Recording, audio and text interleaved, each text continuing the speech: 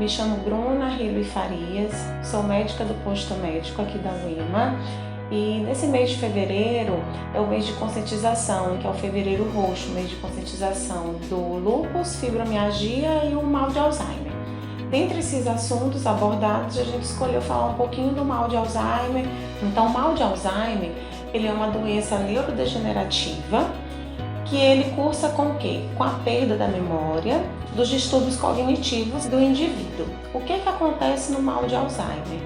Há uma morte dos neurônios, a gente ainda não sabe as causas, a fisiopatologia de que isso pode levar, mas a gente tem algumas hipóteses que podem levar a isso, né?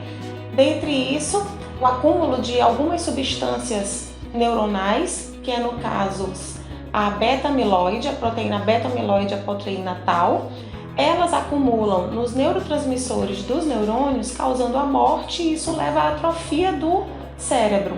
Tanto que a gente consegue ver nas imagens que o cérebro de uma pessoa normal, ele é um pouquinho maior, aquele tamanho normal, e o do cérebro de quem é portador de mal de Alzheimer, ele tem uma atrofia. A gente vê que os hemisférios cerebrais são bem menores em relação aos normais. O mal de Alzheimer, geralmente ele é acometido a partir dos 65 anos ou mais. Geralmente pessoas com menos dessa idade é muito difícil vir apresentar. É mais comum em mulheres e em negros. Dentre as doenças demenciais, a gente considera que o mal de Alzheimer seja a doença demencial mais comum nos idosos, né? Ela ocupa cerca de 60% do quadro das doenças de demência.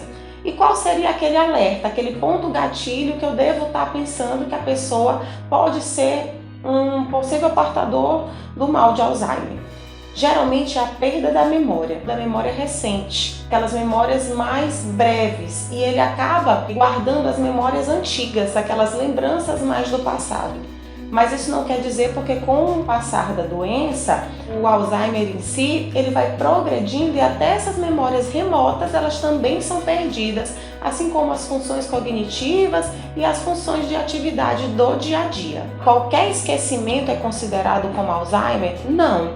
Existem esquecimentos do dia a dia, em que eu esqueço onde eu coloquei uma chave, onde eu esqueço de fazer tal tarefa. Isso pode estar relacionado com o estresse realmente do dia a dia. A privação de sono, estresse, ansiedade, fatores outros psicológicos que podem influenciar na vida e no dia a dia da gente. Qual seria aquele sinal de alerta para que realmente eu esteja perdendo a memória e isso seja patológico? É aquela perda de memória em que eu saio de casa e eu não sei mais voltar para o meu endereço, eu esqueço o nome de parentes próximos, ou se eu me perco, eu não sei nem ao menos dizer qual é o meu endereço para a pessoa. Então são essas perdas de funções do seu dia a dia que você acaba esquecendo, que fazem parte da sua rotina e você esquece. Então isso é um sinal de alerta para o mal de Alzheimer. Qual é a importância do diagnóstico precoce? Porque se eu tenho esse diagnóstico precoce, eu melhoro muito mais a qualidade de vida desse paciente através de outros estímulos que a gente pode estar trabalhando com ele. E o diagnóstico, como é feito? Geralmente ele é feito clínico, porque o clínico é essencial, a gente sabe que a clínica é soberana, então a gente tem que pegar todo esse contexto desse paciente. Se ele não é capaz de analisar para a gente tem uma ajuda de um familiar ou de um cuidador que está ali junto com aquele paciente. Tem os testes neurológicos, que isso é feito pelo neuro e também por uma ajuda de um psiquiatra.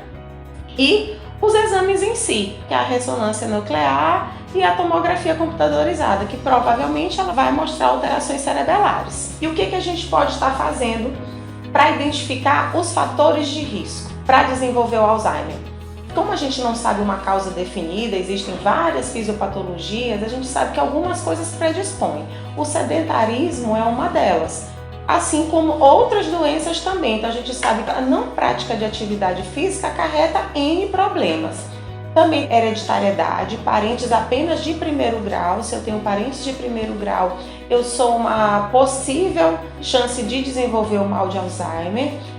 Uso excessivo de álcool, de cigarros, hipertensão arterial, diabetes e depressão. Também estão dentre esse curso de desenvolvimento de mal de Alzheimer. E o que a gente pode estar fazendo como tratamento para isso? Então ele pode estar fazendo terapias, atividades que desenvolvam o intelecto. Então assim, a gente acaba dizendo que o vovozinho ou a vovozinha acaba voltando lá para a fase inicial da idade. Ele vai começar a fazer as atividades que a gente fazia quando era criança, com números, conjuntos, caligrafias, para que trabalhe esse intelecto, esse cognitivo e esteja novamente sendo inserido para que ele desenvolva e não tenha progressão da doença. Atividade física, aulas de dança, músicas, instrumentos musicais e também a questão do frequente contato social. A gente sabe que o mal de Alzheimer é uma doença de isolamento. O idoso fica mais calado, tende a ter depressão, retração. Então, quanto mais eu insiro aquele idoso no meio social, onde ele conviva, onde ele converse, onde ele jogue suas experiências para fora, é super importante, porque ele mantém aquele cérebro em atividade e não fica só isolado. Um paciente, uma vez que não seja tratado adequadamente desde o início, ele perde suas funções cognitivas. Ele vai ser um paciente apático, ele vai ser um paciente que ele precisa de uma pessoa para estar cuidando das suas funções diárias, ele desenvolve incontinência urinária, ele desenvolve comportamentos transgressores também. Então tudo isso tem que ser identificado. Então daí a importância de uma boa alimentação, de atividade física, de inserção no contexto social, de mostrar para aquele idoso ou para aquele paciente que ele tem uma importância dentro do contexto familiar e trazer ele para isso, para que esse paciente que venha desenvolver, ele tenha um desenvolver numa progressão lenta, mas que seja dentro de um contexto que ele consiga fazer suas atividades até então. Então tá aí a importância para a gente conhecer um pouquinho sobre o mal de Alzheimer.